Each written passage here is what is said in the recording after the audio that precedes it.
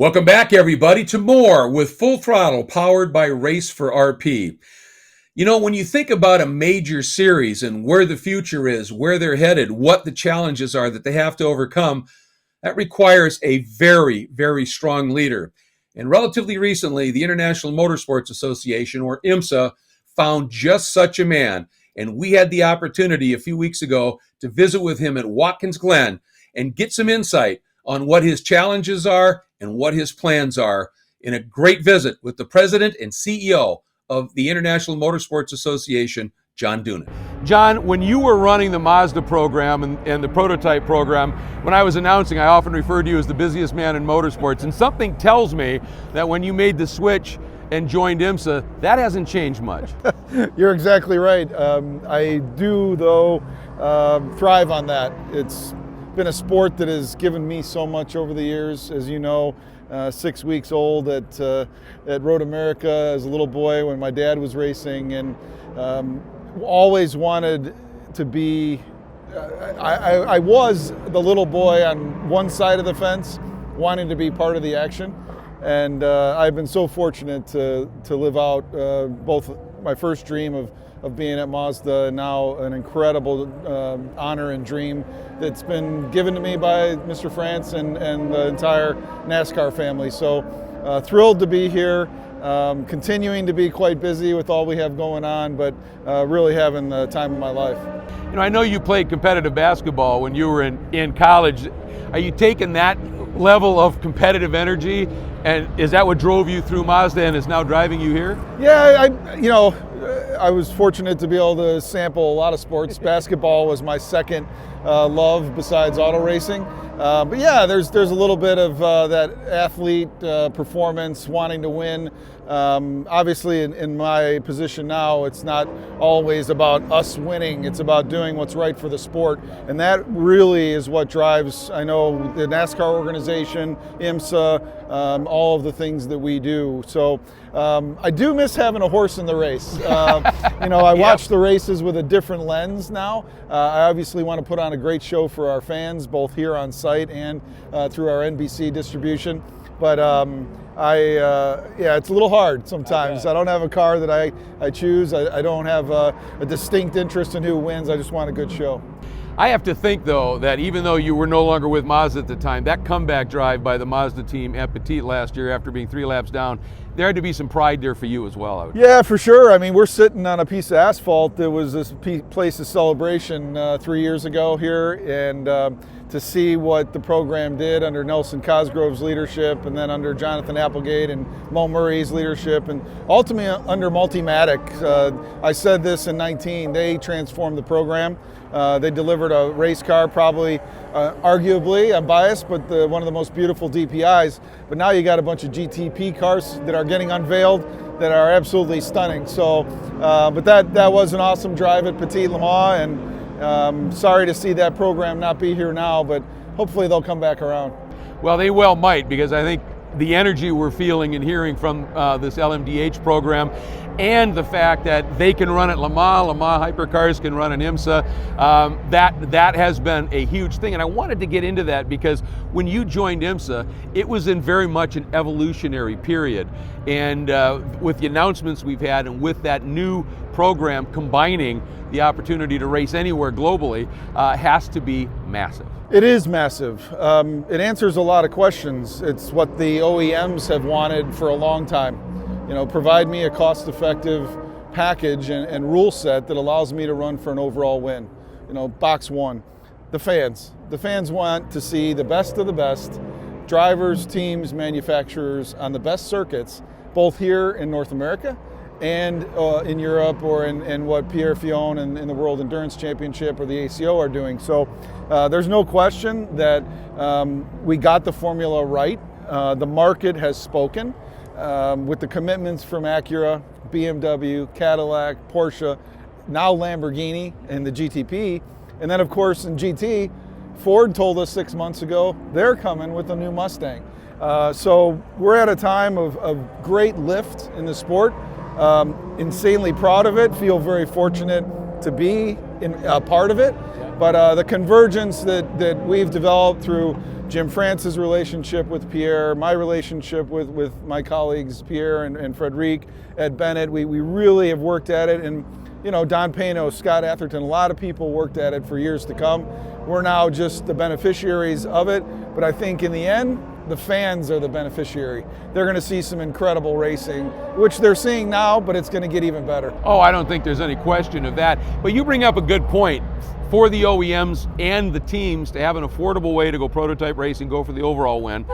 We're in a bit of a difficult economy right now, obviously, so that's got to be more and more critical.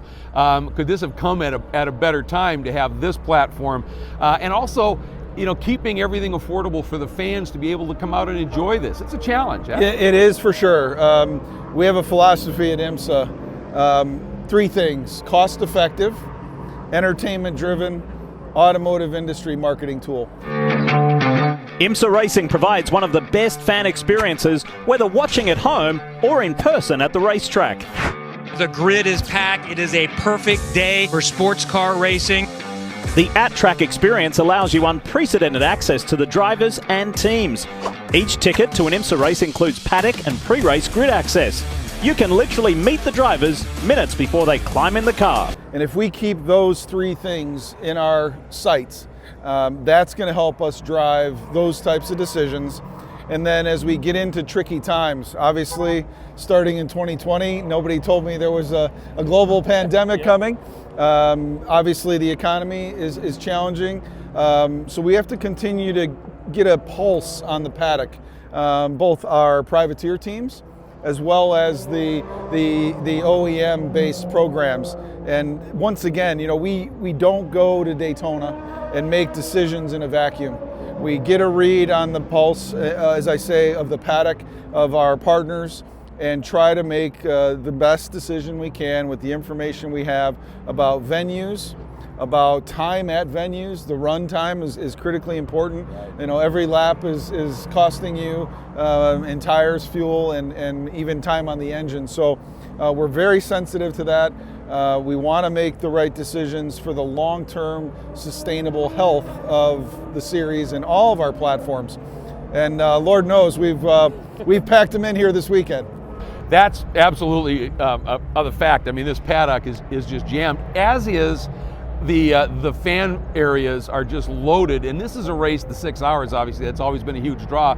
But IMSA seems to be seeing that regrowth a little bit. And one of the questions I have is, in this modern era, sporting fans in general, they have lots of options. And then you look at just motorsports fans, lots of options there. What does IMSA do down the road here, looking to make sure that those motorsports fans go, IMSA, that's where we want to be really active and be a part of it? Well, it starts with our partners. We had a marketing work group with our OEM partners primarily yesterday, and they see this, as I said earlier, as a marketing platform.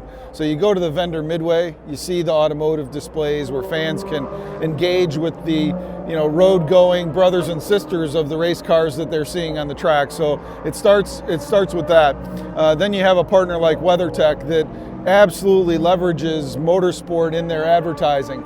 Shows the fans that what we do on the racetrack is absolutely a driving force in product development and also in getting the word out. NBC, of course, huge partner for us. Great broadcasts either on NBC Network or USA, and then we've seen a huge lift in Peacock. People are taking in our content in a variety of different ways today, especially the younger audience, as we know. Yep. Much younger than you and I, of course, but I think it's all about the audience experience. We have the Haggerty fan walk like none other. You've been out there reporting, talking to fans, talking to drivers. It always gives me the chills because that's the part of engagement right away with the cars and the stars of of the sport. We also, of course, have lifted up our website as a place to come in and gather more information, IMSA.com. And just this week we announced IMSA Fastlane. IMSA Fastlane is our toe dip in the water of NFTs, but not just NFTs from a collectible standpoint, but more from an experience standpoint. Fans can come out and have a once-in-a-lifetime experience, and you and I have had those throughout our career, whether it's working a corner or being in the broadcast booth, or for me, being on the pit box, and we need to do that more. Bring fans out and have them realize it. And ironically, the pandemic has opened that up for us.